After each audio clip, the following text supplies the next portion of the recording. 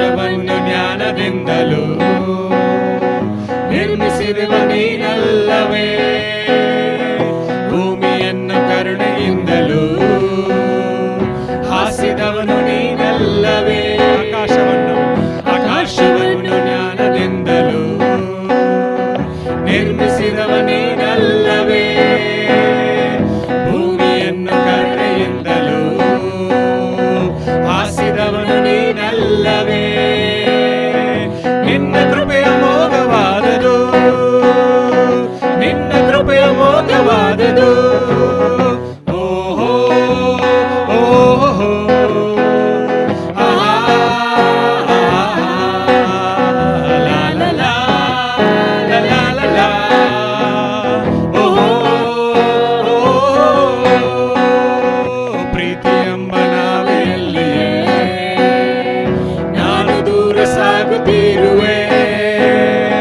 ಸೃಷ್ಟಿಯನ್ನು ನೋಡುವಾಗಲೂ ಅನುಭವಿಸಿ ತಿಳಿಯುವಾಗಲೂ ಪ್ರೀತಿ ಎಂಬ ನಾವೆಯಲ್ಲಿಯೇ ನಾನು ದೂರ ಸಾಗುತ್ತಿರುವೆ.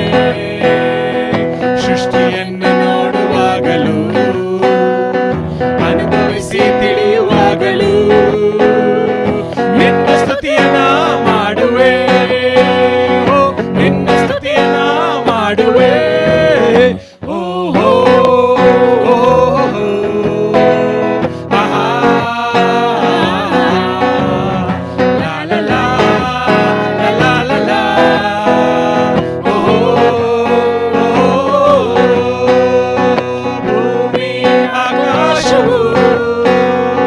ಸಾಗರ ಸೂರ್ಯ ಚಂದ್ರರು ಗಗನದ ತಾರೆಗಳು ನಿನ್ನ ಪ್ರೀತಿ ಸಾರಿ ಹೇಳುವು.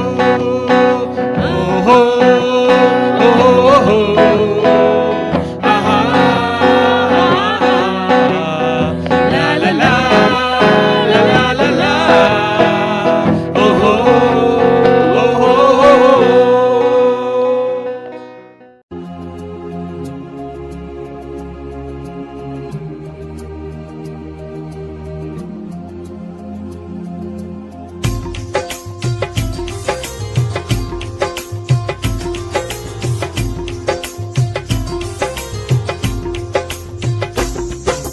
ಪ್ರೀತಿಸುವೆ ಇನ್ನೂ ಹೆಚ್ಚಾಗಿ, ಆರಾಧಿಸುವೆ ಇನ್ನೂ ದಾಹಿ.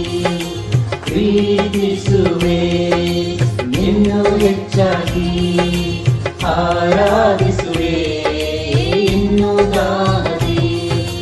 ಪೂರ್ಣ ಮನಸ್ಸಿಂದ ಆರಾಧಿಸುವೆ, ಪೂರ್ಣ ಬಲದಿಂದ ಪ್ರೀತಿಸುವೆ.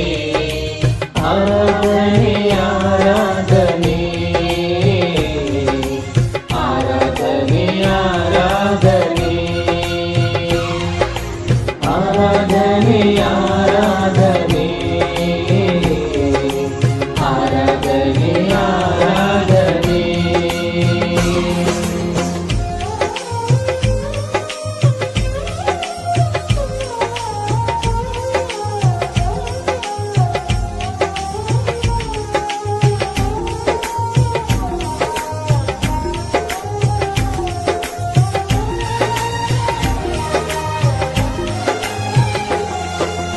ಎಬಿನೆಜರೇ ಎಬಿನೆಜರೇ, ಇದುವರೆಗೂ ಸಹಾಯ ನೀವೇ. ಎಬಿನೆಜರೇ ಎಬಿನೆಜರೇ, ಇದುವರೆಗೂ ಸಹಾಯ ನೀವೇ. ಇದುವರೆಗೂ ಸಹಾಯ ನೀವೇ. ನನ್ನ ಪೂರ್ಣ ಮನಸ್ಸಿಂದ ಆರಾಧಿಸುವೆ, ಪೂರ್ಣ ಬಲದಿಂದ ಪ್ರೀತಿಸುವೆ. ಆರಾಧನೆ ಆರಾಧನೆ ಆರಾಧನೆ ಆರಾಧನೆ.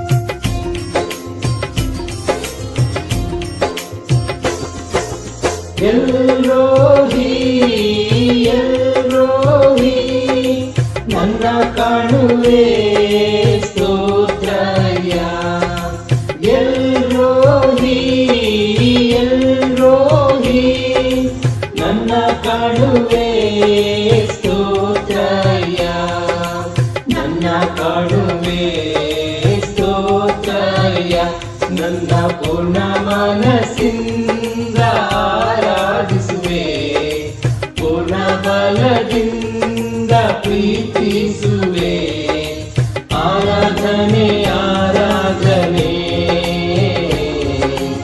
ಆರಾಧನೆ ಆರಾಧನೆ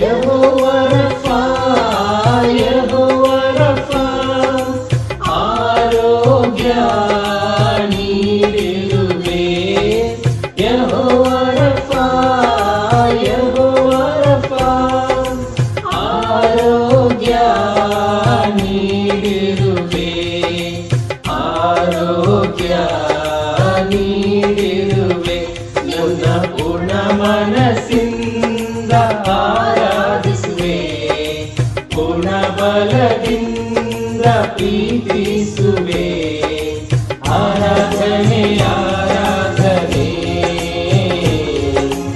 ಆರಾಧನೆ ಆರಾಧನೆ ಪ್ರೀತಿಸುವೆ ಇನ್ನು ಹೆಚ್ಚಾಗಿ ಆರಾಧಿಸುವೆ ಇನ್ನು ದಾಗದಿ ಪ್ರೀತಿಸುವೆ ಇನ್ನು ಹೆಚ್ಚಾಗಿ ಆರಾಧಿಸುವೆ ಇನ್ನು ದಾಗದಿ ಪೂರ್ಣ ಮನಸ್ಸಿಂದ ಆರಾಧಿಸುವೆ ಪೂರ್ಣ ಬಲದಿಂದ ಪ್ರೀತಿಸುವೆ ಪೂರ್ಣ ಮನಸ್ಸಿಂದ ಆರಾಧಿಸುವೆ ಪೂರ್ಣ ಬಲದಿಂದ ಪ್ರೀತಿಸುವೆ ಆರಾಧನೆ ಆರಾಧನೆ ಆರಾಧನೆ ಆರಾಧನೆ ಆರಾಧನೆ ಆರಾಧನೆ ಆರಾಧನೆ ಆರಾಧನೆ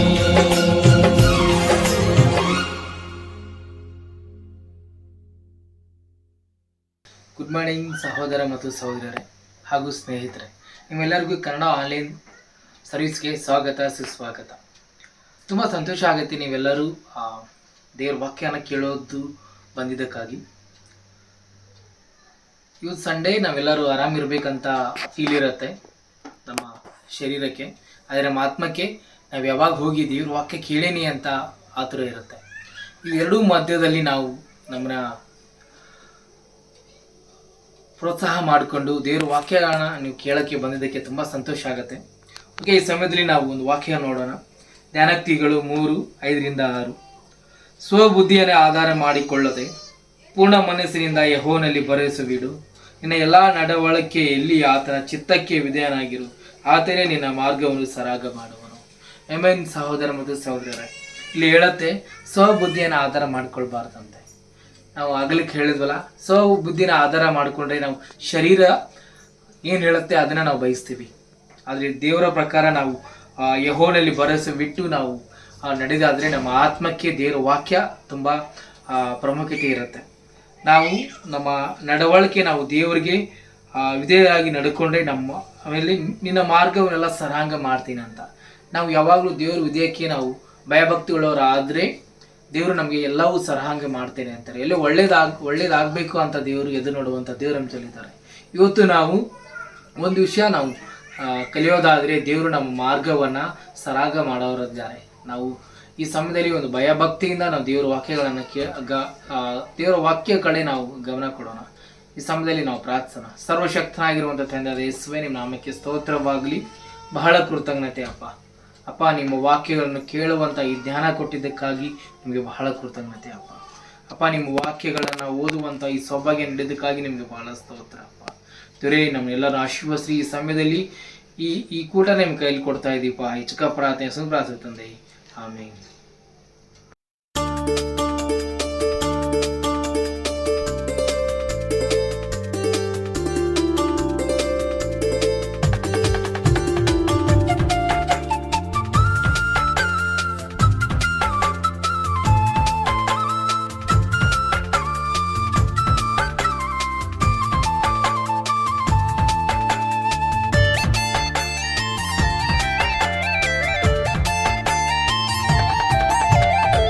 ಯೇಸುನಾಮ ಅತಿಶಯ ನಾಮ, ಪಾಪಿಗೆ ಪದನಾಮ.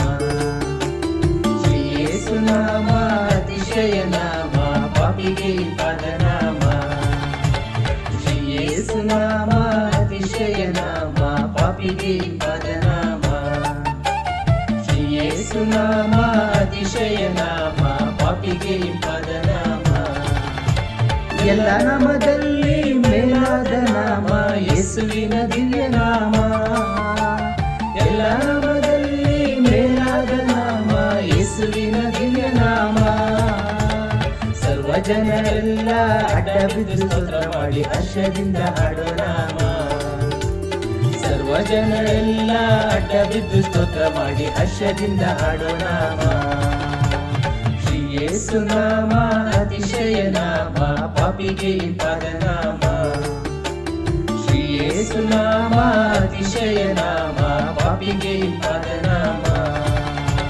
ಪಾಪ ಪರಿಹಾರಕ್ಕಾಗಿ ಪಾಪಿಗಳ ಹುಡುಕಿ ಧರಣಿಗೆ ಬಂದ ನಾಮ. ಪಾಪ ಪರಿಹಾರಕ್ಕಾಗಿ ಪಾಪಿಗಳ ಹುಡುಕಿ ಧರಣಿಗೆ ಬಂದ ನಾಮ. ಪಾಪರಹಿತ ಜೀವಿತದ ಮಾದರಿಯ ತೋರಿಸಿದ ಪರಿಶುದ್ಧ ಪುಣ್ಯನಾಮ. ಪಾಪರಹಿತ ಜೀವಿತದ ಮಾದರಿಯ ತೋರಿಸಿದ ಪರಿಶುದ್ಧ ಪುಣ್ಯನಾಮ.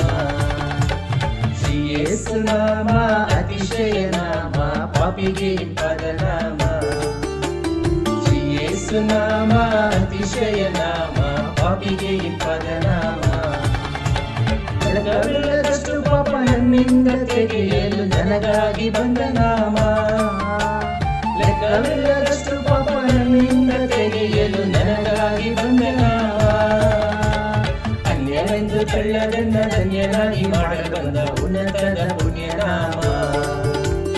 ಅನ್ಯವೆಂದು ತಳ್ಳದನ್ನ ಧನ್ಯನಾಗಿ ಮಾಡಲು ಬಂದ ಉನ್ನತದ ಪುಣ್ಯನಾಮ. ಶ್ರೀ ಯೇಸುನಾಮ ಅತಿಶಯ ನಾಮ, ಪಾಪಿಗೆ ಪದನಾಮ. ಶ್ರೀ ಯೇಸುನಾಮ ಅತಿಶಯ ನಾಮ, ಪಾಪಿಗೆ ಪದನಾಮ. ಭೂತಬಾಧಿತರಿಗೆ ನಾನಾ ರೋಗಿಗಳಿಗೆ ಸ್ವಸ್ಥ ಮಾಡುವಂತ ನಾಮ. ಭೂತಬಾಧಿತರಿಗೆ ನಾನಾ ರೋಗಿಗಳಿಗೆ ಸ್ವಸ್ಥ ಮಾಡುವಂತ ನಾಮ. ಕುರುಡರಿಗೂ ಕುಂಟರಿಗೂ ಕುಷ್ಠರೋಗಿಗಳಿಗೆಲ್ಲ ಬಿಡುಗಡೆ ಕೊಡೋ ನಾಮ. ಕುರುಡರಿಗೂ ಕುಂಟರಿಗೂ ಕುಷ್ಠರೋಗಿಗಳಿಗೆಲ್ಲ ಬಿಡುಗಡೆ ಕೊಡುವ ನಾಮ. ಶ್ರೀ ಯೇಸುನಾಮ ಅತಿಶಯ ನಾಮ, ಪಾಪಿಗೆ ಪದನಾಮ. ಶ್ರೀ ಯೇಸುನಾಮ ಅತಿಶಯ ನಾಮ, ಪಾಪಿಗೆ ಪದನಾಮ. ಎಲ್ಲರಿಗೂ ನಮಸ್ಕಾರ. ಇವತ್ತು ನಾವು ಕಲಿಯುವಂತ ಪಾಠ ಕೀರ್ತನೆಗಳು 8ನೇ ಅಧ್ಯಾಯ. ಕೀರ್ತನೆಗಳು 8ನೇ ಅಧ್ಯಾಯ. ನಿಮ್ಗೆ ಗೊತ್ತಿರೋ ಹಾಗೆ ಈ ಕೀರ್ತನೆಯನ್ನು ಬರೆದಿದ್ದು ದಾವಿದ ಅಂತ ಬಹಳ ಸ್ಪಷ್ಟವಾಗಿ ಅಧ್ಯಾಯದಲ್ಲೇ ಹೇಳುತ್ತೆ. ಸೊ ಈ ಕೀರ್ತನೆನ ದಾವಿದ ತನ್ನ ಶತ್ರುಗಳು ಅವನ್ನ ಹಿಂದಟ್ಟುವಾಗ, ಅವನು ಅಡಗಿಸಿಕೊಂಡಿರುವಾಗ ಬರೆದಂಥ ಒಂದು ಪದ್ಯ ಅಥವಾ ಹಾಡು ಅಂತ ಅನ್ಬೋದು. ಸಾಮಾನ್ಯವಾಗಿ ಎಲ್ಲ ಕೀರ್ತನೆಗಳು ಹಾಡಾಗೇ ಇರುತ್ತೆ.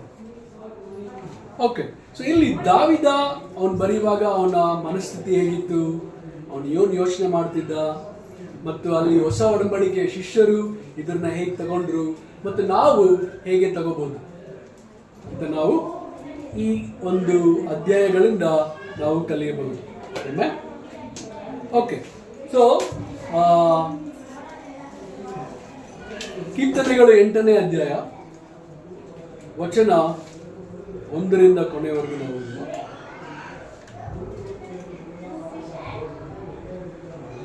ಕೀರ್ತನೆಗಳು 8ನೇ ಅಧ್ಯಾಯ ವಚನ 1ರಿಂದ 9.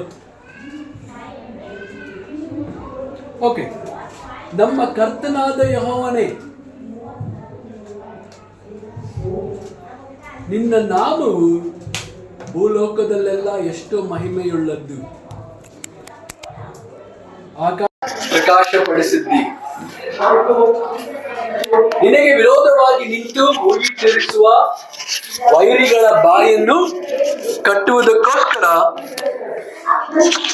ನೀನು ಬಾಲಕರ ಮತ್ತು ಮೊಲೆಕೂಸುಗಳ ಬಾಯಿಂದ ಬಲವಾದ ಸಾಕ್ಷಿ ಉಂಟಾಗುವಂತೆ ಮಾಡಿದ್ದಿ.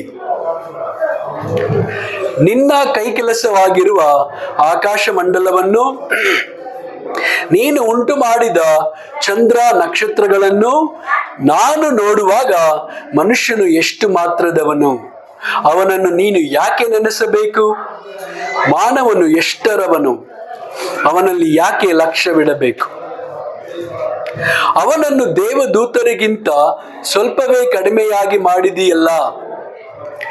ಪ್ರಭಾವವನ್ನು ಮಾನವನ್ನು ಅವನಿಗೆ ಕಿರೀಟವಾಗಿ ಇಟ್ಟಿ, ನೀನು ಸೃಷ್ಟಿಸಿದ ಎಲ್ಲ ವಸ್ತುಗಳ ಮೇಲೆ ಪ್ರಭುತ್ವವನ್ನು ಅವನಿಗೆ ಅನುಗ್ರಹಿಸಿದಿ. ನೀನು ಎಲ್ಲ ಕುರಿದನಗಳನ್ನು ಮಾತ್ರವೇ ಅಲ್ಲದೆ ಕಾಡು ಮೃಗಗಳು, ಆಕಾಶ ಪಕ್ಷಿಗಳು, ಸಮುದ್ರದ ಮೀನುಗಳು, ಅದರಲ್ಲಿ ಸಂಚರಿಸುವ ಸಕಲ ವಿಧವಾದ ಜೀವ ಜಂತುಗಳು,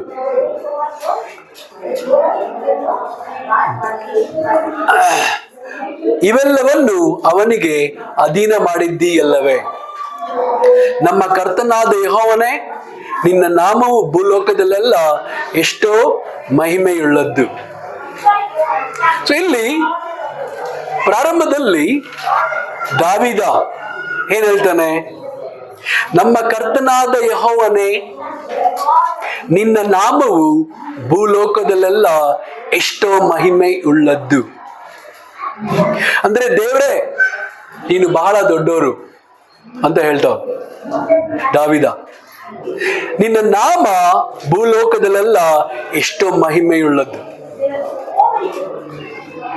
ದೇವರಿಗೆ ಬೇರೆ ಯಾರನ್ನಾದ್ರೂ ಹೋಲಿಕೆ ಮಾಡಕ್ಕೆ ಆಗುತ್ತಾ? ಖಂಡಿತ ಇಲ್ಲ. ಅದಕ್ಕೆ ದೇವರು ಮೋಶೆ ಕೇಳಿದ, ಓಕೆ, ನಾನು ಫಾರೋ ಹತ್ರ ಹೋದ್ರೆ ಯಾರು ಕಳಿಸಿದ್ರು ಅಂತ ಹೇಳಿದ್ರೆ ಏನ್ ಹೇಳೋದು ಅಂತ ಹೇಳಿದ್ರೆ, ದೇವ್ರು ಹೇಳಿದ್ರು, ನಾನೇ. ಅಂದ್ರೆ ನನಗೆ ಬೇರೆ ಯಾರು ಹೋಲಿಕೆ ಮಾಡಕ್ಕೆ ಆಗಲ್ಲ. ಅಂದ್ರೆ ದೇವರು ಬಹಳ ಬಹಳ ಶ್ರೇಷ್ಠರು. ನಾವು ದೇವರಿಗೆ ಯಾರಿಗೂ ಹೋಲಿಕೆ ಮಾಡಕ್ಕಾಗಲ್ಲ, ಯಾವ ಮನುಷ್ಯನಿಗೂ ಹೋಲಿಕೆ ಮಾಡಕ್ಕಾಗಲ್ಲ. ಕೆಲವರು ಹೇಳ್ತಾರಲ್ಲ, ಇವ್ರು ದೇವ್ರ ತರಹ ಇದ್ದಾರೆ ಅಂದ್ರೆ ಓಕೆ, ಅಂದ್ರೆ ಏನು, ದೇವ್ರ ತರ ನಡ್ಕೊಂತಾರೆ. ಬಟ್ ಇವ್ ದೇವ್ರೇ ಅಂದ್ರೆ ಆಗಲ್ಲ. ಈ ಪ್ರಪಂಚದಲ್ಲಿ ದೇವರು ಯೇಸುನ ಬಿಟ್ಟು ಬೇರೆ ಯಾರು ಆ ಸ್ಥಾನವನ್ನ ತಗೊಳಕ್ಕೆ ಆಗಲ್ಲ. ಸೊ ಇಲ್ಲಿ ಆಕಾಶ ಮಂಡಲದಲ್ಲಿ ನಿನ್ನ ವೈಭವವನ್ನು ಪ್ರಕಾಶಪಡಿಸಿದ್ದು. ಓಕೆ, ನೀವು ಕಣ್ಣೆತ್ತಿ ನೀವು ಆಕಾಶದಲ್ಲಿ ನೋಡುವಾಗ ಓಕೆ ಏನ್ ಕಾಣಿಸುತ್ತೆ ನಿಮ್ಗೆ? ಸೂರ್ಯ, ಚಂದ್ರ, ನಕ್ಷತ್ರ, ಓಕೆ, ಮೋಡಗಳು, ಓಕೆ. ಸೊ ಇದೆಲ್ಲ ಕಾಣಿಸುತ್ತಲ್ವಾ? ಸೊ ಇದನ್ನ ಸೃಷ್ಟಿ ಮಾಡಿದವ್ರು ಯಾರು? ಸೊ ನಾವು ಸೃಷ್ಟಿಗಳನ್ನ ಆರಾಧಿಸಬಾರದು, ಸೃಷ್ಟಿ ಮಾಡಿರೋ ಆತನನ್ನ ಆರಾಧಿಸಬೇಕು, ಸೃಷ್ಟಿಕರ್ತನನ್ನ ಆರಾಧಿಸಬೇಕು. ಓಕೆ, ಅವರ ಸೃಷ್ಟಿಯನ್ನು ನೋಡಿ ನಾವು ವಾ ಅನ್ಬೇಕು. ಎಷ್ಟೊಂದು ಅದ್ಭುತವಾಗಿದೆ ಅವರ ಸೃಷ್ಟಿ. ಓಕೆ, ಸೊ ಈ ಸೃಷ್ಟಿಯನ್ನು ನೋಡಿದಾಗ ನಾವು ದೇವರಿಗೆ ಮಹಿಮೆ ಪಡಿಸ್ಬೇಕು. ದೇವರು ಎಷ್ಟೊಂದು ದೊಡ್ಡವರು, ಶ್ರೇಷ್ಠರು ಅಂತ ಹೇಳ್ಬೇಕು. ಸೊ ವಿಜ್ಞಾನಿಗಳು ಹೇಳ್ತಾರೆ, ಸಾಮಾನ್ಯ ಕಣ್ಣಿನಲ್ಲಿ ನಾವು ನೋಡುವಾಗ ಓಕೆ, ನಕ್ಷತ್ರಗಳು ಯಾವಾಗ ಕಾಣಿಸುತ್ತೆ? ಹಾ, ಓಕೆ. ಸೊ ನೀವು ನೋಡುವಾಗ ಸುಮಾರು 5,000 ನಕ್ಷತ್ರಗಳು ಕಾಣಿಸುತ್ತಂತೆ ಬರೀ ಗಣ್ಣಿನಿಂದ ನೋಡುವಾಗ. 2 ಇಂಚು ಟೆಲಿಸ್ಕೋಪ್ ಇಂದ ನೋಡಿದ್ರೆ ಓಕೆ, ಸೊ 4 ಇಂಚು ಟೆಲಿಸ್ಕೋಪ್ ಅಲ್ಲಿ ನೋಡಿದ್ರೆ 20 ಲಕ್ಷ ನಕ್ಷತ್ರಗಳು ಕಾಣಿಸುತ್ತೆ. 200 ಇಂಚು ಟೆಲಿಸ್ಕೋಪ್ ಇಂದ ನೋಡಿದ್ರೆ 100 ಕೋಟಿ ನಕ್ಷತ್ರಗಳು ಕಾಣಿಸುತ್ತೆ. 100 ಕೋಟಿ ಅಂದ್ರೆ 1 ಬಿಲಿಯನ್. ಓಕೆ, ಭಾರತದಲ್ಲಿ 140 ಕೋಟಿ ಜನ ಇದ್ದಾರೆ. ಇಡೀ ಪ್ರಪಂಚದಲ್ಲಿ 800 ಕೋಟಿ ಜನ ಇದ್ದಾರೆ. 8 ಬಿಲಿಯನ್ ಜನ ಇದ್ದಾರೆ.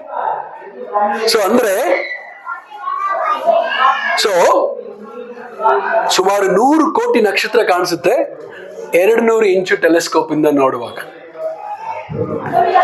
ಸರಿ, ದೇವರು ಸೃಷ್ಟಿ ಮಾಡಿದ ಯೂನಿವರ್ಸ್ ನಾವು ಫುಲ್ ಸುತ್ತಿ ಬರೋಕೆ ಎಷ್ಟು ದಿನಗಳು ಬೇಕು? ಎಷ್ಟು ವರ್ಷಗಳು ಬೇಕು? ಯಾವುದರಲ್ಲಿ ಬಹಳ ವೇಗವಾಗಿ ಸಂಚಲನ ಮಾಡೋದು ಯಾವುದು?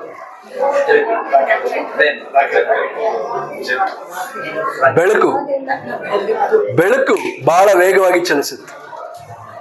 Okay, light of the year. Okay, so ಈ ಬೆಳಕು ದೇವರು ಸೃಷ್ಟಿ ಮಾಡಿರೋದು, ಆ ಬೆಳಕು ಸ್ಪೀಡಲ್ಲಿ ಹೋದ್ರು ಸುಮಾರು 40 ಬಿಲಿಯನ್ ವರ್ಷಗಳು ಬೇಕು. ಅಂದ್ರೆ 1 ಬಿಲಿಯನ್ಗೆ 100 ಕೋಟಿ, 40 ಬಿಲಿಯನ್ ವರ್ಷಗಳು ಬೇಕು. ಬೆಳಕು ಸ್ಪೀಡಲ್ಲಿ ಹೋದ್ರು ಈ ಒಂದು ಕೊನೆ, ಈ ಒಂದು ದೇವರು ಸೃಷ್ಟಿ ಮಾಡಿರುವಂತ ಒಂದು ಯೂನಿವರ್ಸ್ ಅಂತ ಇದೆಯಲ್ಲ, ಲೋಕಗಳು, ಅದನ್ನ ಕಡೆಯವರೆಗೂ ಹೋಗಕ್ಕೆ. ಓಕೆ, ಸೊ ನಕ್ಷತ್ರಗಳಲ್ಲಿ ಒಂದು ಮಿಲ್ಕಿ ವೇವ್ಸ್ ಅಂತ ಇದೆ, ಅದು ಗ್ಯಾಲಕ್ಸಿ ಅಂತಾರೆ. ಅದರಲ್ಲಿ ಭೂಮಿ ಒಂದು ಸಾಸಿವೆ ಕಾಳಷ್ಟಿದೆ ಅಂತ. ಗ್ಯಾಲಕ್ಸಿನೇ ಒಂದು ಚಿಕ್ಕದು ಇಡೀ ವಿಶ್ವದಲ್ಲಿ ನಾ ಹೇಳೋದು. ಅದರಲ್ಲಿ ಭೂಮಿ ಒಂದು ಸಾಸಿವೆ ಕಾಳಷ್ಟು. ಅವಾಗ ಬೇರೆ ಬೇರೆ ದೇಶಗಳೆಲ್ಲ ಎಷ್ಟು ಚಿಕ್ಕದು, ಮನುಷ್ಯರು ಎಷ್ಟು ಚಿಕ್ಕವರು, ನೀವೇ ಊಹೆ ಮಾಡಿ. ಓಕೆ, ಸೊ ಇಲ್ಲಿ ನಿನಗೆ ವಿರೋಧವಾಗಿ ನಿಂತು ಮುಯಿ ತೀರಿಸುವ ವೈರಿಗಳ ಬಾಯನ್ನು ಕಟ್ಟುವುದಕ್ಕೋಸ್ಕರ ನೀನು ಬಾಲಕರ ಮತ್ತು ಮೊಲೆ ಕೂಸುಗಳ ಬಾಯಿಂದ ಬಲವಾದ ಸಾಕ್ಷಿ ಉಂಟಾಗುವಂತೆ ಮಾಡಿದ್ದಿ. ಸೊ ಇಲ್ಲಿ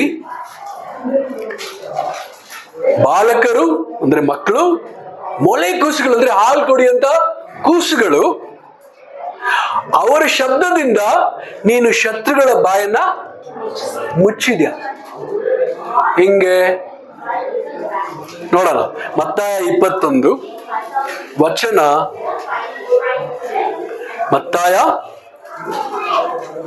21 ಓಕೆ, ವಚನ 15ರಿಂದ 16 ಅದನ್ನು.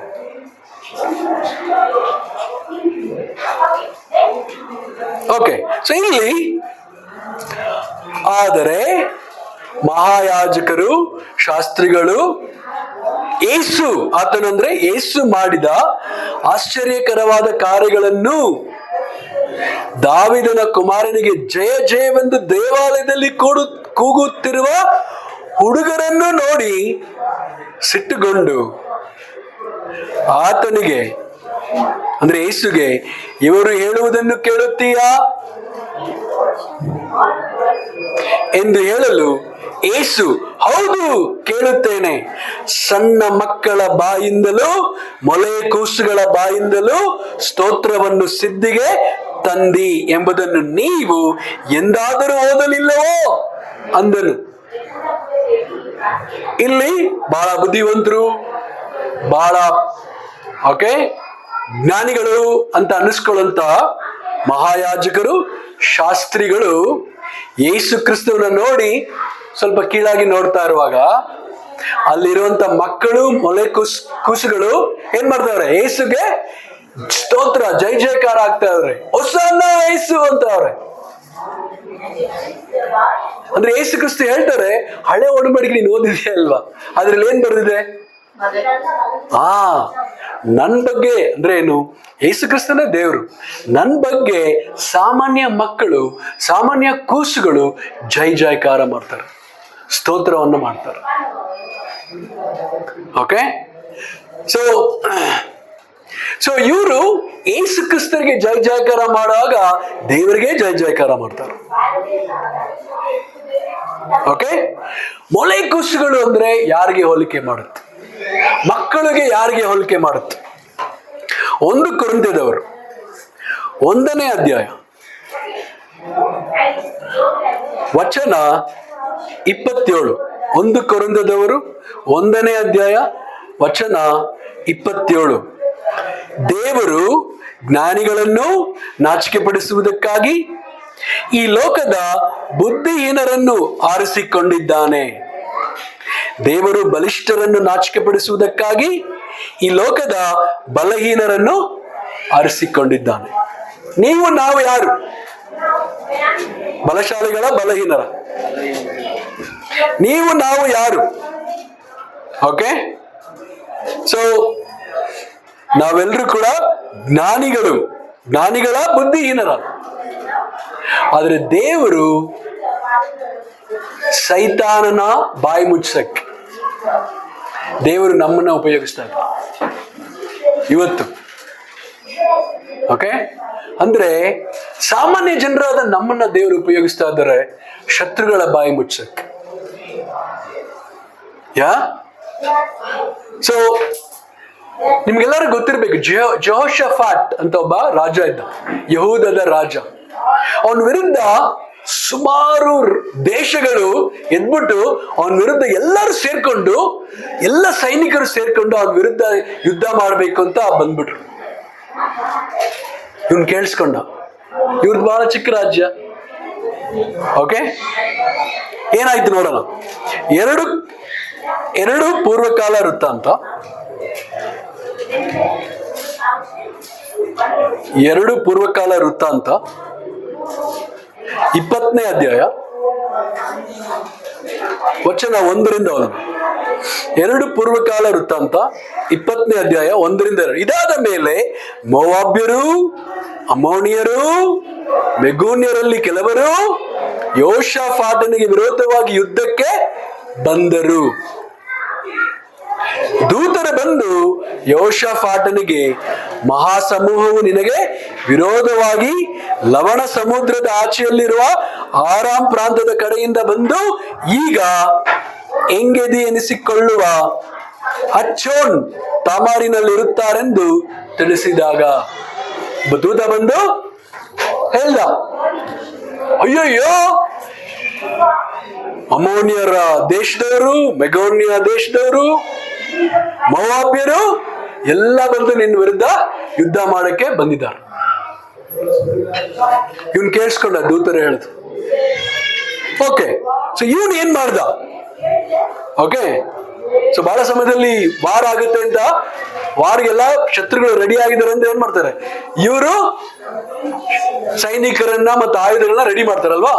ಬಟ್ ಯೋಷಾಫಾಟ್ ಏನ್ ಮಾಡ್ದ ನೋಡೋಣ. 18ರಿಂದ 19. ಆಗ ಯೋಷಾಫಾಟನು ನೆಲದ ಮಟ್ಟಿಗೂ ತಲೆ ಬಾಗಿಸಿದನು.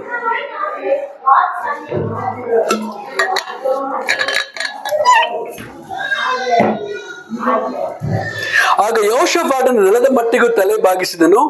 ಎಲ್ಲಾ ಯೆಹೂದ್ಯರು, ಯೆರೂಸಲೇಮಿನವರು ಯೆಹೋವನ ಮುಂದೆ ಅಡ್ಡ ಬಿದ್ದು ನಮಸ್ಕರಿಸಿದರು. ಆಮೇಲೆ ಲೇವಿಯರಲ್ಲಿ ಕೆಹಾತ್ಯರು, ಕೋರಹಿಯರು ಎದ್ದು ಇಸ್ರೇಲ್ ದೇವರಾದ ಯೆಹೋವನನ್ನು ಮಹಾಸ್ವರದಿಂದ ಕೀರ್ತಿಸಿದರು. ಅರೆ, ಯುದ್ಧ ಬರ್ತಾ ಇದೆ, ಇವ್ರೇನ್ ಮಾಡ್ತಾರೆ? ಇವನ್ನೆಲ್ಲರೂ ಹೇಳ್ತಾನೆ, ಎಲ್ಲರೂ ಒಟ್ಟಿಗೆ ಬನ್ನಿ ದೇವ್ರಿಗೆ ಆರಾಧನೆ ಮಾಡೋಣ. ನಂತರ ಏನಾಯ್ತು ನೋಡೋಣ. 21ರಿಂದ 26. ಆಮೇಲೆ ಅವರು ಜನರ ಸಮ್ಮತಿಯಿಂದ ಯೆಹೋವನಿಗೋಸ್ಕರ ಗಾಯನ ಮಾಡುವುದಕ್ಕಾಗಿ ಕೆಲವರನ್ನು ಆರಿಸಿಕೊಂಡು ಅವರಿಗೆ ಪರಿಶುದ್ಧತ್ವವೆಂಬ ಭೂಷಣದೊಡನೆ ಭಟರ ಮುಂದೆ ಹೋಗುತ್ತಾ ಯೆಹೋವನಿಗೆ ಕೃತಜ್ಞತಾಸ್ತುತಿ ಮಾಡಿರಿ, ಆತನ ಕೃಪೆಯು ಶಾಶ್ವತವಾಗಿದೆ ಎಂದು ಭಜಿಸಿರಿ ಎಂಬುದಾಗಿ ಆಜ್ಞಾಪಿಸಿದನು.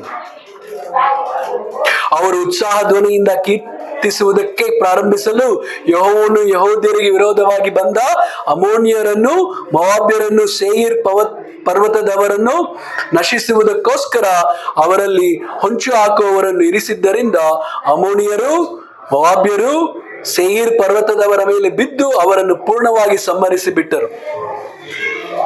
ಅವರು ಮುಗಿಸಿಬಿಟ್ಟ ಮೇಲೆ ತಾವೇ ಒಬ್ಬರನ್ನೊಬ್ಬರು ಕೊಲ್ಲುವುದಕ್ಕೆ ಪ್ರಾರಂಭಿಸಿದರು. ಯೆಹೂದ್ಯರು ಅರಣ್ಯದಲ್ಲಿನ ಬುರುಜಿಗೆ ಬಂದು ಆ ಸಮೂಹವಿದ್ದ ಕಡೆಗೆ ನೋಡಿದಾಗ ನೆಲದ ಮೇಲೆ ಬಿದ್ದಿರುವ ಹೆಣಗಳು ಹೊರತಾಗಿ ಜೀವದಿಂದ ಉಳಿದಿರುವ ಯಾರೂ ಕಾಣಿಸಲಿಲ್ಲ. ಯೋಷಫಾಟನು ಅವನ ಜನರು ಸುಲಿಗೆ ಮಾಡುವುದಕ್ಕೋಸ್ಕರ ಅಲ್ಲಿಗೆ ಹೋಗಲು ಅವರಿಗೆ ದ್ರವ್ಯ, ವಸ್ತ್ರ, ಶ್ರೇಷ್ಠಾಯುಧ ಇವುಗಳು ರಾಶಿ ರಾಶಿಯಾಗಿ ಸಿಕ್ಕಿದವು. ಅವರು ಹೊರಲಾದಷ್ಟು ಸುಲುಕೊಂಡರು. ಕೊಳ್ಳೆಯು ಬಲು ಹೆಚ್ಚಾದುದರಿಂದ ಅವರು 3 ದಿನಗಳವರೆಗೂ ಕೂಡಿಸುತ್ತಿದ್ದರು. 4ನೇ ದಿನದಲ್ಲಿ ಬೆರಾಕ ತಗ್ಗಿನಲ್ಲಿ ಕೂಡಿ ಬಂದರು. ಅವರು ಅಲ್ಲಿ ಯೆಹೋವನನ್ನು ಸ್ತುತಿಸಿದ್ದರಿಂದ ಆ ಸ್ಥಳಕ್ಕೆ ಇಂದಿನವರೆಗೂ ಬೆರಾಕ ತಗ್ಗು ಎಂಬ ಹೆಸರಿದೆ. ಇವ್ರು ಮಾಡಿದಲ್ಲ ಏನು? ಬರೀ ಆರಾಧನೆ. ಇವ್ರು ಆರಾಧನೆ ಮಾಡ್ತಾರೆ, ಆ ಶತ್ರುಗಳೆಲ್ಲ ಅವರವರೇ ಹೊಡ್ಕೊಂತವ್ರೆ. ಇವ್ರು ಹೋದ್ರು, ಎಲ್ಲ ಸತ್ ಬಿದ್ದಿದ್ರನ್ನ ನೋಡಿದ್ರು. ಆಮೇಲೆ ಅಲ್ಲಿ ಅವರು ಏನೆಲ್ಲ ತಂದಿದ್ರು, ಆಯುಧಗಳು, ಏನೋ ಏನೆಲ್ಲ ರಾಶಿಗಳು ಅವ್ರಿಗೆ ಬೇಕಾದಂತ ಅದು ಕೂಡಿಸ್ಕೊಳಕ್ಕೆ 3 ದಿನ ಆಯ್ತಂತ. ಬಹಳ ಸಮಯದಲ್ಲಿ ಅಂತೀವಿ, ಅಯ್ಯೋ ಎಷ್ಟೊಂದು ಸಮಸ್ಯೆ ಇದೆ, ನಾನು ಅವ್ರ ಹತ್ರ ಹೋಗೋಣ, ನಾನು ಇವ್ರ ಹತ್ರ ಹೋಗೋಣ, ನಾನು ಅದು ಮಾಡೋಣ, ನಾನು ಇದು ಮಾಡೋಣ. ಮೊದಲು ನೀವು ಮಾಡ್ಬೇಕಾದದ್ದು ಆರಾಧನೆ. ನೀವು ಆರಾಧನೆ ಮಾಡಿದ್ರೆ ದೇವರು ಶತ್ರು ಬಾಯಿನ ಚುಸ್ತಾರೆ. ಯಾಕಂದ್ರೆ ನಿಮ್ಮ ಮೇಲೆ ಸಮಸ್ಯೆಗಳು, ನೀವು ದೇವರಿಂದ ದೂರ ಹೋಗ್ಬೇಕು ಅಂತ ಪ್ಲಾನ್ ಮಾಡ್ತಾರೋರು ಯಾರು? ನಿಮ್ ಶತ್ರು. ಅವನ್ ಬಾಯಿ ಮುಚ್ಚೋದು ಒಂದೇ ಒಂದು ದಾರಿ, ನಿಮ್ಮ ಆರಾಧನೆ. ನಿಮ್ಮ ಆರಾಧನೆ ಹೇಗಿದೆ? ನೀವು ಮತ್ತು ನಿಮ್ಮ ಮತ್ತು ದೇವರ ಸಂಬಂಧ ಹೇಗಿದೆ ನೋಡ್ಬೇಕು ನೀವು. ಓಕೆ, ಸೊ ಕೀರ್ತನೆಗಳು 8:3 ನೋಡೋಣ. ನಿನ್ನ ಕೈ ಕೆಲಸವಾಗಿರುವ ಆಕಾಶ ಮಂಡಲವನ್ನು, ನೀನು ಉಂಟು ಮಾಡಿದ ಚಂದ್ರ ನಕ್ಷತ್ರಗಳನ್ನು ನಾನು ನೋಡುವಾಗ, ಮನುಷ್ಯನು ಎಷ್ಟು ಮಾತ್ರದವನು, ಅವನನ್ನು ನೀನು ಯಾಕೆ ನೆನೆಸಬೇಕು? ಮಾನವನು ಎಷ್ಟರವನು, ಅವನಲ್ಲಿ ಯಾಕೆ ಲಕ್ಷ್ಯ ಬಿಡಬೇಕು? ಅವನನ್ನು ದೇವದೂತರಿಗಿಂತ ಸ್ವಲ್ಪವೇ ಕಡಿಮೆಯಾಗಿ ಮಾಡಿದೆಯಲ್ಲ. ಪ್ರಭಾವವನ್ನು, ಮಾನವನ್ನು ಅವನಿಗೆ ಕಿರೀಟವಾಗಿ ಇಟ್ಟಿ, ನೀನು ಸೃಷ್ಟಿಸಿದ ಎಲ್ಲಾ ವಸ್ತುಗಳ ಸಾಕು. ಇಲ್ಲಿ ನಾವೇನ್ ನೋಡ್ತೀವಿ, ನಾನು ನಿಮ್ಗೆ ವಿಡಿಯೋ ಎಲ್ಲ ಕಳಿಸಿದ್ದೆ ಆ ಒಂದು ಸೃಷ್ಟಿ ಬಗ್ಗೆ. ಯಾರಾದ್ರೂ ನೋಡಿದ್ರ? ಸೊ ಅಲ್ಲಿ ತೋರಿಸುತ್ತೆ ದೇವರ ಸೃಷ್ಟಿ. ದೂರ ಹೋಗ್ತಾ ಹೋಗ್ತಾ ಹೋಗ್ತಾ ಹೋಗ್ತಾ ಹೋಗ್ತಾ ಮನುಷ್ಯ ಬಹಳ ಚಿಕ್ಕವನು. ಅಂದ್ರೆ ದೇವರು ಇದೆಲ್ಲ ಸೃಷ್ಟಿ ಮಾಡಿದಾರೆ. ಆದ್ರೆ ಮನುಷ್ಯನ ಬಗ್ಗೆ ಇಷ್ಟೊಂದು ಕಾಳಜಿ ವಹಿಸ್ತಾರೆ ಯಾಕೆ ದೇವ್ರೆ ಅಂತ ದಾವಿದ ಕೇಳ್ತಾನೆ. ಮನುಷ್ಯ ದೂರ್ಗೂ ಸಮಾನ ಇಲ್ಲ, ಇವನ್ ಬಗ್ಗೆ ದೇವ್ರೆ ನೀನ್ ಇಷ್ಟೊಂದು ಲಕ್ಷ್ಯ ಯಾಕೆ ಕೊಡ್ತೀಯ? ಎಂತ ಅವನ್ ಮನುಷ್ಯ, ಯಾವನ್ ಇವನ್ ಮನುಷ್ಯ? ಈ ತರ ಪ್ರಶ್ನೆ ಕೇಳ್ತಾವನ್ ದಾವಿದ. ಸೊ ಇಬ್ರಿಯರಿಗೆ 2ನೇ ಅಧ್ಯಾಯ, ಇಬ್ರಿಯರಿಗೆ 2ನೇ ಅಧ್ಯಾಯ ವಚನ 5 ನೋಡೋಣ. ಇಬ್ರಿಯರು 2:5.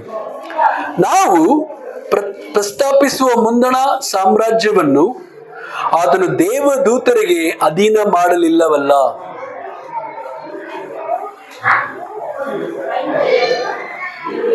ಶಾಸ್ತ್ರದ ಒಂದು ಭಾಗದಲ್ಲಿ ಮನುಷ್ಯನು ಎಷ್ಟು ಮಾತ್ರದವನು, ಅವನನ್ನು ನೀನು ಯಾಕೆ ನೆನೆಸಬೇಕು? ಮಾನವನು ಎಷ್ಟರವನು, ಅವನಲ್ಲಿ ಯಾಕೆ ಲಕ್ಷ್ಯವಿಡಬೇಕು? ಅವನನ್ನು ದೇವದೂತರಿಗಿಂತ ಸ್ವಲ್ಪವೇ ಕಡಿಮೆಯಾಗಿ ಮಾಡಿದೆಯಲ್ಲ. ಪ್ರಭಾವವನ್ನು ಮಾನವನ್ನು ಅವನಿಗೆ ಕಿರೀಟವಾಗಿ ಇಟ್ಟಿ ಎಲ್ಲವನ್ನೂ ಅವನ ಪಾದಗಳ ಕೆಳಗೆ ಹಾಕಿ ಅವನಿಗೆ ಅಧೀನ ಮಾಡಿದ್ದೀಯಲ್ಲವೇ ಎಂದು ಸ್ಪಷ್ಟವಾಗಿ ಹೇಳಿದನು. ಆತನು ಎಲ್ಲವನ್ನು ಮನುಷ್ಯನಿಗೆ ಅಧೀನ ಮಾಡಿದನೆಂಬುದರಲ್ಲಿ ಅವನಿಗೆ ಒಂದನ್ನಾದರೂ ಅಧೀನ ಮಾಡದೆ ಬಿಡಲಿಲ್ಲವೆಂದು ಹೇಳಿದ ಹಾಗಾಯಿತು. ಆದರೆ ಎಲ್ಲವೂ ಅವನಿಗೆ ಅಧೀನವಾಗಿರುವುದನ್ನು ನಾವು ಇನ್ನೂ ಕಾಣುವುದಿಲ್ಲ. ಆದರೂ ದೇವದೂತರಿಗಿಂತ ಸ್ವಲ್ಪ ಕಡಿಮೆಯಾಗಿ ಮಾಡಲ್ಪಟ್ಟ ಒಬ್ಬಾತನು, ಅಂದರೆ ಯೇಸುವು ಪ್ರಭಾವವನ್ನು ಮಾನವನ್ನು ಕಿರೀಟವಾಗಿ ಹೊಂದಿರುವುದನ್ನು ನಾವು ನೋಡುತ್ತೇವೆ. ಮೃತಪಟ್ಟಿದ್ದರಿಂದಲೇ ಮಾನ ಪ್ರಭಾವಗಳನ್ನು ಹೊಂದಿದನು. ಆತನು ದೇವರ ಕೃಪೆಯಿಂದ ಎಲ್ಲರಿಗೋಸ್ಕರ ಮರಣವನ್ನು ಅನುಭವಿಸಲೇಬೇಕಾಗಿತ್ತು. ಓಕೆ, ಸೊ ಇಲ್ಲಿ ಮನುಷ್ಯ, ಓಕೆ, ಮೊದಲು ದೇವರು, ದೇವದೂತರು, ಅದರಿಂದ ಕೆಳಗಡೆ ಮನುಷ್ಯರನ್ನ ದೇವರ ನೀನ್ ಮಾಡದೆ, ದೇವದೂತರಿಗಿಂತ ಕೆಳಗೆ ಅವರಿಗೆ ನೀನು ಈ ಎಲ್ಲ ಭೂಲೋಕದಲ್ಲಿ ಇರುವಂತ ಎಲ್ಲ ಪ್ರಾಣಿಗಳ ಮೇಲೆ, ಪಕ್ಷಿಗಳ ಮೇಲೆ, ಮೀನುಗಳ ಮೇಲೆ, ಸರೀಸೃಪಗಳ ಮೇಲೆ ಎಲ್ಲ ಅಧಿಕಾರವನ್ನು ನೀನು ಮನುಷ್ಯನಿಗೆ ಕೊಟ್ಟಿದ್ಯಾ. ಓಕೆ, ಅಂದ್ರೆ ದಾವಿದನಿಗೆ ಯಾಕೆ ಆದಿಕಾಂಡ 1ನೇ ಅಧ್ಯಾಯ ಗೊತ್ತಿತ್ತು. ದೇವರು ಆದಾಮನ ಸೃಷ್ಟಿ ಮಾಡಿದಾಗ ಏನ್ ಹೇಳಿದ್ರು? ನೀನು ಇದನ್ನೆಲ್ಲ ಆಳ್ಬೇಕು ಅಂತ ಹೇಳಿದ್ರು ಅಲ್ವಾ? ಸೊ ಇಲ್ಲಿ ದೇವರು ಮನುಷ್ಯನನ್ನ ತನ್ನ ಸ್ವರೂಪದಲ್ಲಿ ಉಂಟು ಮಾಡಿದ್ರು. ಅದೇ ತರ ದೇವರು ಮನುಷ್ಯನ ಸ್ವರೂಪದಲ್ಲಿ ಬಂದ್ರು ಈ ಭೂಲೋಕಕ್ಕೆ. ನಂಬರ್ 1, ದೇವರು ಮನುಷ್ಯನನ್ನ ಅವರ ಸ್ವರೂಪದಲ್ಲಿ ಮಾಡಿ ತಾನೇ ಮನುಷ್ಯನ ಸ್ವರೂಪದಲ್ಲಿ ಬಂದರು. ನಂಬರ್ 1. ನಂಬರ್ 2, ಓಕೆ, ಸೊ ದೇವರು ಇಲ್ಲ ನೋಡ್ತೀವಿ, ದೇವರು ಮನುಷ್ಯನ ತರಾನೇ ಆದ್ರು, ಯೇಸು ಕ್ರಿಸ್ತನ ರೂಪದಲ್ಲಿ ಬಂತು. ಮನುಷ್ಯ ಸಾಯ್ತಾನೆ, ಯೇಸು ಕ್ರಿಸ್ತ ಮನುಷ್ಯನ ತರಾನೇ ಸತ್ರು. ಸೊ ಅಂದ್ರೆ ದೇವರು ನಮ್ಮನ್ನು ಉಂಟು ಮಾಡಿದರೆ ಈ ಭೂಲೋಕಕ್ಕೆ ನೀನು ಒಡೆಯ ಆಗಿರು. ಅಂದ್ರೆ ಏನು? ಎಲ್ಲ ನೀನು ಆಳ್ಬೇಕು. ಬಟ್ ಇಲ್ಲಿ ವಚನ 5ರಲ್ಲಿ ನಾವೇನ್ ನೋಡ್ತೀವಿ? ಓಕೆ, ಅವನನ್ನು ದೇವದೂತರಿಗಿಂತ ಸ್ವಲ್ಪ ಕಡಿಮೆಯಾಗಿ ಮಾಡಿದೆಯಲ್ಲ. ನೆಕ್ಸ್ಟ್ ನೀವು ನೋಡುವಾಗ ಪ್ರಭಾವವನ್ನು ಮಾನವನ್ನು ಅವನಿಗೆ ಕಿರೀಟವಾಗಿ ಇಟ್ಟಿ, ಮನುಷ್ಯನ ಆ ತರ ಮಾಡ್ಬಿಟ್ಟು ದೇವರು ಏನ್ ಮಾಡಿದ್ದಾರೆ? ಅವನಿಗೆ ಪ್ರಭಾವ, ಮಾನ, ಕಿರೀಟವನ್ನ ಕೊಟ್ಟಿದ್ದಾರೆ. ಇನ್ನು ನಮ್ಗೆ ಯಾವಾಗ ಸಿಗುತ್ತೆ?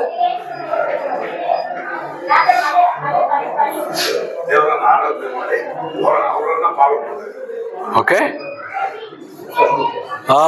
ಪ್ರತಿಯೊಬ್ಬ ಶಿಷ್ಯ ಅಂದ್ರೆ ಯೇಸುನ ಹಿಂಬಾಲಿಸೋನು ನಿಯತ್ತಿನಿಂದ ಇರುವಾಗ ಯೇಸು ಕ್ರಿಸ್ತರಿಗೆ ಹೇಗೆ ಪ್ರಭಾವ, ಮಾನ, ಕಿರೀಟ ಎಲ್ಲ ಸಿಕ್ತು, ಅದೇ ತರ ನಮಗೂ ಸಿಗುತ್ತೆ.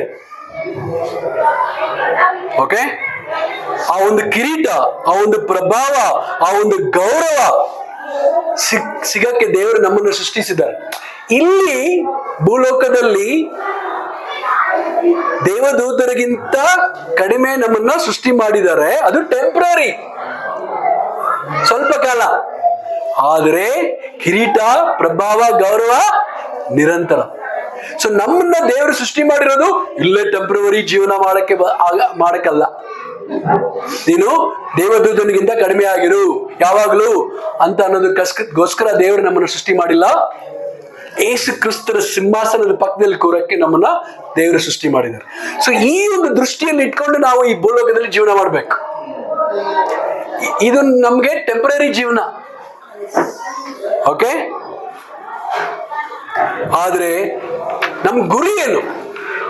ನಮ್ ಗುರಿ ಇಲ್ಲ ಇರೋದಲ್ಲ, ದೇವದೂತರಿಗಿಂತ ಕಡಿಮೆ ಇರೋದಲ್ಲ, ಯೇಸು ತರಹ ಅವ್ರ ಜೊತೆಯಲ್ಲಿ, ಅವರ ಸಿಂಹಾಸನದಲ್ಲಿ, ಅವ್ರ ಪಕ್ಕದಲ್ಲಿ ಕುತ್ಕೊಂಡು ಇಡೀ ವಿಶ್ವವನ್ನೇ ಆಳಕ್ಕೆ ದೇವರು ನಮಗೆ ಆ ಒಂದು ಪ್ರಭಾವವನ್ನ ಕೊಟ್ಟಿದ್ದಾರೆ, ಗೌರವವನ್ನು ಕೊಟ್ಟಿದ್ದಾರೆ. ಅಂದ್ರೆ ನಾವು ಸಾಮಾನ್ಯರ ಅಂದ್ರೆ ದಾವಿದ ಹೇಳ್ತಾನೆ, ದೇವ್ರೆ ಮನುಷ್ಯ ಎಂತವನು, ಆದ್ರೆ ಅವನ್ನ ನೀನು ಎಲ್ಲಿ ನಿಲ್ಸಿದ್ಯಾ ನೋಡು. ಇವಾಗ ಅರ್ಥ ಆಯ್ತು ನಿನ್ಗೆ ದಾವಿದ ಯಾಕೆ ಬರ್ದ ಮನುಷ್ಯ ಅಂತ? ಮನುಷ್ಯ ಎಷ್ಟು ಚಿಕ್ಕವನು, ಆದ್ರೆ ಅವನ್ಗೆ ನೀನು ಅಷ್ಟೊಂದು ಕಾಳಜಿ ವಹಿಸ್ತೀಯ, ಅವನ ಮೇಲೆ ಅಷ್ಟೊಂದು ಲಕ್ಷ್ಯ ವಹಿಸ್ತೀಯ. ಯಾಕೆ ದೇವ್ರೆ? ಓಕೆ, ಕೇಳ್ತಾವನು. ಸೊ ಇಲ್ಲಿ 1 ಕೊರಿಂಥದವರು 6, ನೀವು ಮನೇಲಿ ಹೋಗೋದ್ರಿ 6:3 ಓದುವಾಗ ಏನ್ ಹೇಳ್ತಾ ಗೊತ್ತಾ? 1 ಕೊರಿಂಥದವರು 6, ಓಕೆ, 6ನೇ ಅಧ್ಯಾಯ 3ನೇ ವಚನ. ಯಾಕೆಂದರೆ ಇನ್ನು ಶರೀರಾಧೀನ ಸ್ವಭಾವವಾಗಿದ್ದೀರಿ. ಓಕೆ, ಏನಾಯ್ತು? ಓಕೆ, 6 ಸಾರಿ, ಓಕೆ, 6ನೇ ಅಧ್ಯಾಯ 3ನೇ ವಚನ. ನಾವು ದೇವದೂತರಿಗೂ ತೀರ್ಪು ಮಾಡುವೆವೆಂಬುದು ನಿಮಗೆ ತಿಳಿಯದೋ? ಅಂದ್ರೆ ಯಾವಾಗ? ಇವಾಗ ನಾವು ಎಲ್ಲಿದ್ದೀವಿ? ದೇವದೂತರಿಗಿಂತ ಕೆಳಗಡೆ ಇದ್ದೀವಿ, ಕಡಿಮೆ ಇದ್ದೀವಿ. ಆದ್ರೆ ಒಂದಿನ ದೇವದೂತರಿಗೆ ನಾವು ತೀರ್ಪು ಮಾಡ್ತೀವಿ ಅಂತ. ಅಷ್ಟೇ ಎತ್ತರಕ್ಕೆ ದೇವರು ನಮ್ಮನ್ನ ಕರ್ಕೊಂಡು ಹೋಗ್ತಾರೆ.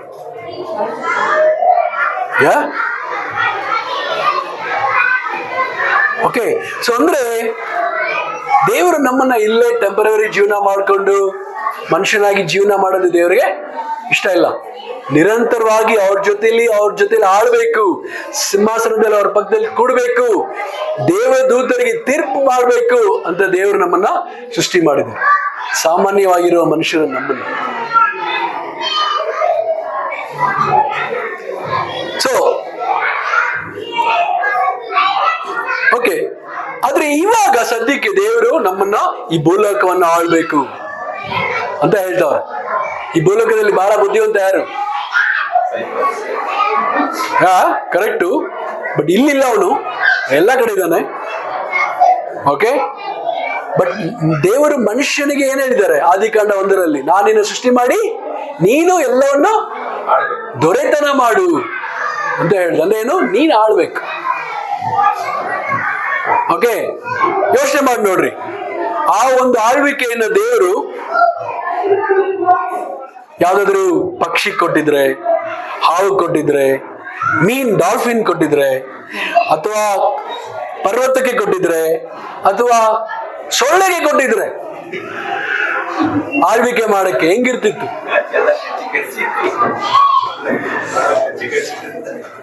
ದಾವಿದನ್ ಗೊತ್ತಿತ್ತು, ಆದಿಕಾಂಡ 1ರಲ್ಲಿ ದೇವರು ಆಳ್ವಿಕೆಯನ್ನ ಮನುಷ್ಯನಿಗೆ ಕೊಟ್ಟಿದ್ದಾರೆ. ಓಕೆ, ಸೊ ಓನರ್ ದೇವರು, ಮ್ಯಾನೇಜರ್ ನಾವು. ಓಕೆ, ಸೊ ನಾವು ಮ್ಯಾನೇಜ್ ಮಾಡ್ಬೇಕು ಇಲ್ಲಿರೋರ್ಗು ಈ ಭೂಲೋಕವನ್ನ. ಇದನ್ನ ದುರುಪಯೋಗ ಮಾಡಬಾರ್ದು. ಓಕೆ, ಎನ್ವೈರನ್ಮೆಂಟ್ ನ ಚೆನ್ನಾಗಿ ನೋಡ್ಕೋಬೇಕು ನಾವು, ವಾತಾವರಣ ಚೆನ್ನಾಗಿರೋ ತರ, ಅದನ್ನ ಅಶುದ್ಧ ಮಾಡಬಾರ್ದು. ಓಕೆ, ಸೊ ಪ್ರಾಣಿಗಳು, ಪಕ್ಷಿಗಳು ಏನೆಲ್ಲ ದೇವರು ಸೃಷ್ಟಿ ಮಾಡಿದ್ದಾರೆ, ಮನುಷ್ಯ ಅದನ್ನ ಯೂಸ್ ಮಾಡ್ಬೋದು, ಆದ್ರೆ ಮಿಸ್ಯೂಸ್ ಮಾಡಬಾರ್ದು. ಸೊ ಇಲ್ಲಿ ಯೇಸು ಕ್ರಿಸ್ತರ ಬಗ್ಗೆ ಎಲ್ಲ ಹೇಳ್ತಾ ಇದೆ ಕೀರ್ತನೆಗಳಲ್ಲಿ. ಓಕೆ, ಸೊ ಕೊಲೊಸ್ಸೆದವರು 1:16ನೇ ವಚನ ನೀವು ನೋಡುವಾಗ,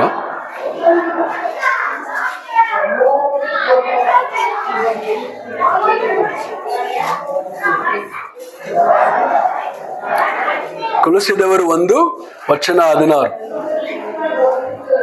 ಇಲ್ಲೇನಾಯ್ತದ? ಭೂಮಿ ಪರಲೋಕ ಅಂದ್ರೆ ಎಲ್ಲ ಆಕಾಶ, ಭೂಪರ ಲೋಕಗಳಲ್ಲಿರುವ ದೃಶ್ಯಾದೃಶ್ಯವಾದಗಳೆಲ್ಲವೂ ಸಿಂಹಾಸನಗಳಾಗಲಿ, ಪ್ರಭುತ್ವಗಳಾಗಲಿ, ದೊರೆತನಗಳಾಗಲಿ, ಅಧಿಕಾರಗಳಾಗಲಿ ಆತನಲ್ಲಿ ಸೃಷ್ಟಿಸಲ್ಪಟ್ಟವು. ಆತನಂದ್ರೆ ಯಾರಿಲ್ಲಿ? ಸರ್ವವು ಆತನ ಮುಖಾಂತರವಾಗಿಯೇ ಆತನಿಗೋಸ್ಕರವಾಗಿಯೂ ಸೃಷ್ಟಿಸಲ್ಪಟ್ಟಿತ್ತು. ಅಂದ್ರೆ ಈ ವಚನದಲ್ಲಿ ಯೇಸು ಬಗ್ಗೆ ಮಾತಾಡ್ತಾ ಇದೆ ಇಲ್ಲ? ಈ ಪ್ರಪಂಚವನ್ನು ಸೃಷ್ಟಿ ಮಾಡಿದವರು ಯಾರು? ಯೇಸು ಕ್ರಿಸ್ತ. ಎಲ್ಲವನ್ನು ಸೃಷ್ಟಿ ಮಾಡಿದವರು ಯೇಸು ಕ್ರಿಸ್ತ.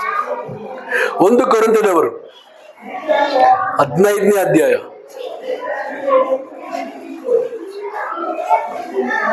ವಚನ 27. ಓಕೆ, ದೇವರು ಸಮಸ್ತವನ್ನು ಆತನಂದ್ರೆ ಯಾರು? ಯೇಸುವಿನ ಪಾದಗಳ ಕೆಳಗೆ ಹಾಕಿ ಆತನಿಗೆ ಅಧೀನ ಮಾಡಿದ್ದಾನೆಂಬುದಾಗಿ ಹೇಳಿದೆಯಲ್ಲ. ಸಮಸ್ತವೂ ಆತನಿಗೆ ಅಧೀನ ಮಾಡಲ್ಪಟ್ಟಿದೆ ಎಂದು ಹೇಳುವಾಗ ಸಮಸ್ತವನ್ನು ಅಧೀನ ಮಾಡಿ ಕೊಟ್ಟಾತನು ಅದರಲ್ಲಿ ಸೇರಲಿಲ್ಲವೆಂಬುದು ಸ್ಪಷ್ಟವಾಗಿದೆ. ಅಂದ್ರೆ ಇಲ್ಲಿ ಯೇಸು ಕ್ರಿಸ್ತರ ಬಗ್ಗೆ ಹೇಳ್ತಾ ಇದೆ, ಸಮಸ್ತವನ್ನು ಯೇಸು ಕ್ರಿಸ್ತರ ಪಾದಗಳ ಕೆಳಗಡೆ ದೇವರು ಹಾಕಿದರು.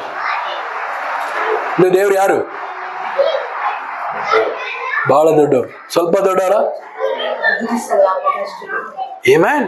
ಬಹಳ ದೊಡ್ಡವರು ದೇವ್ರು, ಏನೋ. ಸೊ ಅದರಲ್ಲೇ ನೀವು ನೋಡುವಾಗ, ಓಕೆ, ಫಿಲಿಪಿಯರು 2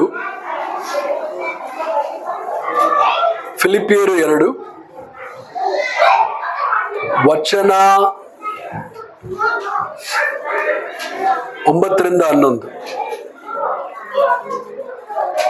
ವಚನ 9. ಈ ಕಾರಣದಿಂದ ದೇವರು ಆತನನ್ನು ಅತ್ಯುನ್ನತ ಸ್ಥಾನಕ್ಕೆ ಏರಿಸಿ ಎಲ್ಲಾ ಹೆಸರುಗಳಿಗಿಂತ ಶ್ರೇಷ್ಠವಾದ ಹೆಸರನ್ನು ಆತನಿಗೆ ದಯಪಾಲಿಸಿದ್ದಾನೆ. ಆತನಂದ್ರೆ ಯಾರು? ಆದುದರಿಂದ ಸ್ವರ್ಗ, ಮೃತ್ಯು, ಪಾತಾಳಗಳಲ್ಲಿರುವವರೆಲ್ಲರೂ ಯೇಸುವಿನ ಹೆಸರಿನಲ್ಲಿ ಅಡ್ಡಬಿದ್ದು ಯೇಸು ಕ್ರಿಸ್ತನನ್ನು ಒಡೆಯನೆಂದು ಪ್ರತಿಜ್ಞೆ ಮಾಡಿ ತಂದೆಯಾದ ದೇವರಿಗೆ ಘನವನ್ನು ಸಲ್ಲಿಸುವರು. ಒಂದಿನ ಬರುತ್ತೆ, ಅವಾಗ ಎಲ್ಲರೂ ಏನ್ ಮಾಡ್ಬೇಕು? ಮೊಣಕಾಲೂರಿ ಯೇಸುವಿಗೆ ಅಡ್ಡ ಬೀಳಬೇಕು. ಅದು ಇವಾಗಲೇ ಮಾಡಿದ್ರೆ ಉತ್ತಮ, ನ್ಯಾಯ ತೀರ್ಪುದಲ್ಲಿ ಮಾಡಿದ್ರೆ ಕಷ್ಟ. ಬಟ್ ಒಂದಲ್ಲ ಒಂದ್ ದಿವಸ ಎಲ್ರು ಮಾಡ್ಲೇಬೇಕು. ಆಮೆನ್.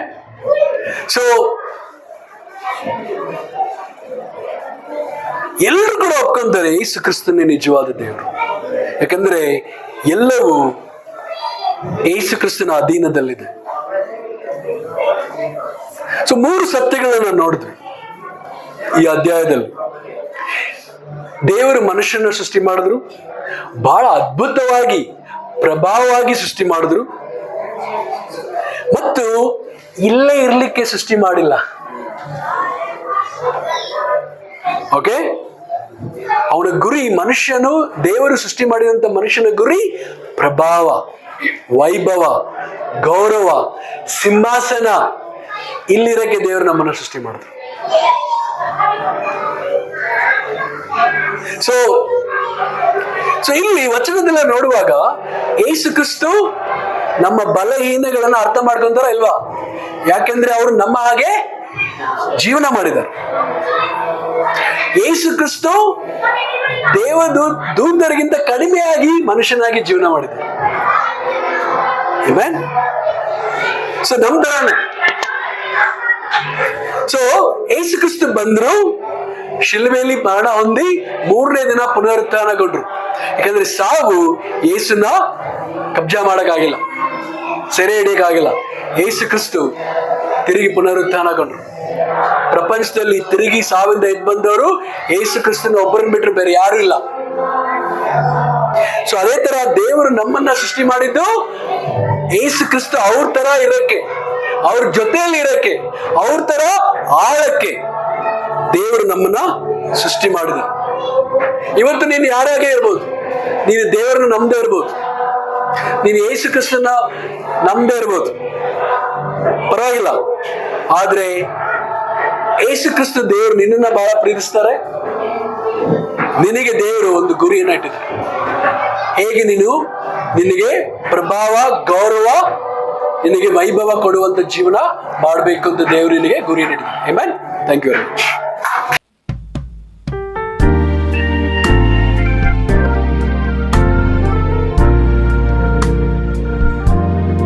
ಸ್ತುತಿಗೆ ಯೋಗ್ಯನು, ಮಹಿಮೆ ನಿನಗೆ. ನನ್ನ ಕರಗಳ ಎತ್ತಿ ಎಂದು ನಿನ್ನನ್ನೇ ಆರಾಧಿಪೆ. ಸ್ತುತಿಗೆ ಯೋಗ್ಯನು, ಮಹಿಮೆ ನಿನಗೆ. ನನ್ನ ಕರಗಳ ಎತ್ತಿ ಎಂದು ನಿನ್ನನ್ನೇ ಆರಾಧಿಪೆ.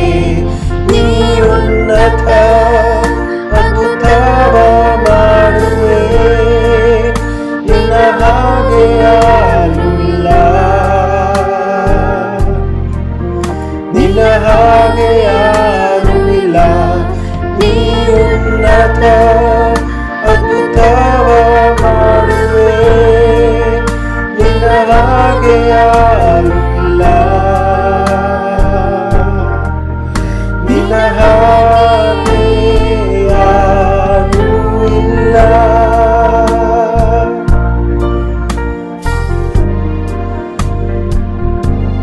ಬರುವೆ ದೇವಾ ನಿನ್ ಸನ್ನಿಧಿಗೆ, ಪೂರ್ಣ ಹೃದಯದೊಂದಿಗೆ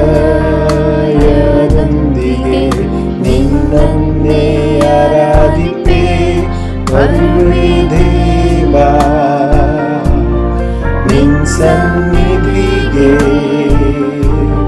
ಪೂರ್ಣ ಹೃದಯದೊಂದಿಗೆ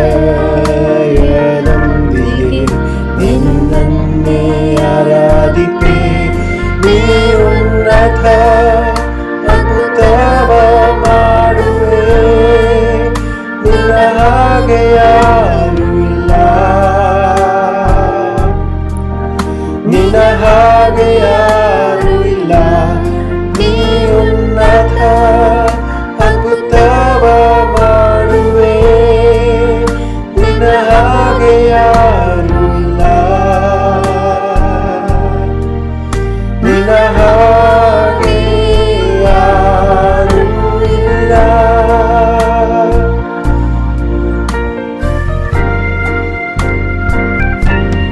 ನೀ ಉನ್ನತ ಅದ್ಭುತವ ಮಾಡುವೆ, ನಿನ್ನ ಹಾಗೆ ಯಾರೂ ಇಲ್ಲ, ನಿನ್ನ ಹಾಗೆ ಯಾರೂ ಇಲ್ಲ. ನೀ ಉನ್ನತ ಅದ್ಭುತವ ಮಾಡುವೆ, ನಿನ್ನ ಹಾಗೆ ಯಾರೂ ಇಲ್ಲ, ನಿನ್ನ ಹಾಗೆ ಯಾರೂ ಇಲ್ಲ.